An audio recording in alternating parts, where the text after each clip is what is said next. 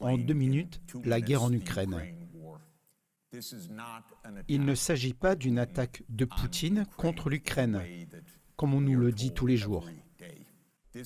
Cela a commencé en 1990, lorsque James Baker, le troisième secrétaire d'État de notre pays, a déclaré à Mikhail Gorbatchev que l'OTAN ne se déplacerait pas d'un pouce vers l'Est si l'Allemagne acceptait l'unification.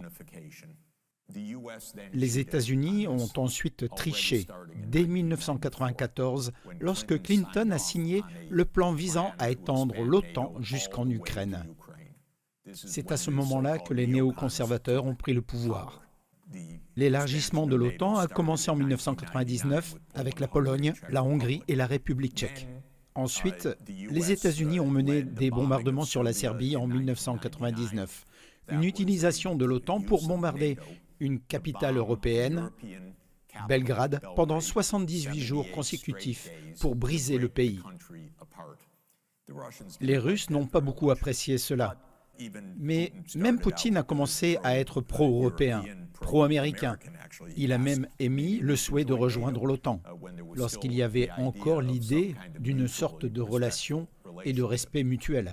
Le 11 septembre est arrivé, puis l'Afghanistan est arrivé, et les Russes ont dit « Oui, nous vous soutiendrons. Nous comprenons le fait qu'il faut éradiquer le terrorisme. » En 2002, les États-Unis se sont retirés unilatéralement du traité sur les missiles antibalistiques, ce qui a conduit les États-Unis à déployer des systèmes de missiles en Europe de l'Est, que la Russie considère comme une menace directe et grave pour sa sécurité nationale, en rendant possible une frappe de décapitation de missiles à quelques minutes de Moscou.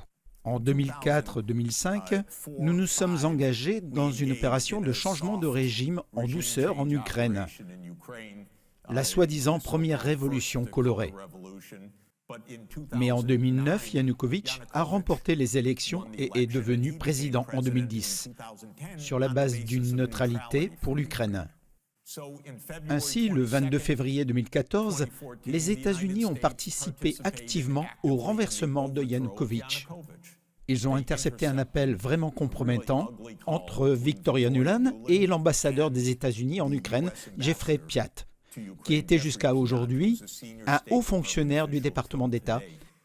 Et ils ont parlé de changement de régime, donc créer un nouveau gouvernement.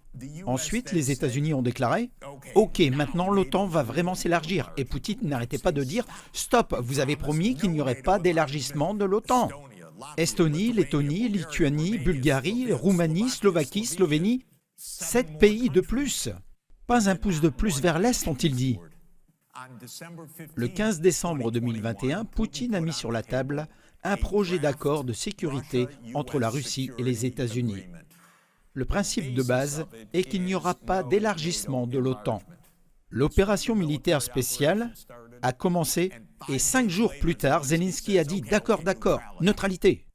Et puis les États-Unis et la Grande-Bretagne ont dit « Pas question. Vous les gars, continuez à vous battre, nous vous soutenons. Nous ne sommes pas en première ligne, vous allez tous mourir, mais nous vous soutenons. » Cela représente 600 000 morts parmi les Ukrainiens, depuis que Boris Johnson s'est rendu à Kiev pour leur dire d'être courageux. C'est absolument épouvantable.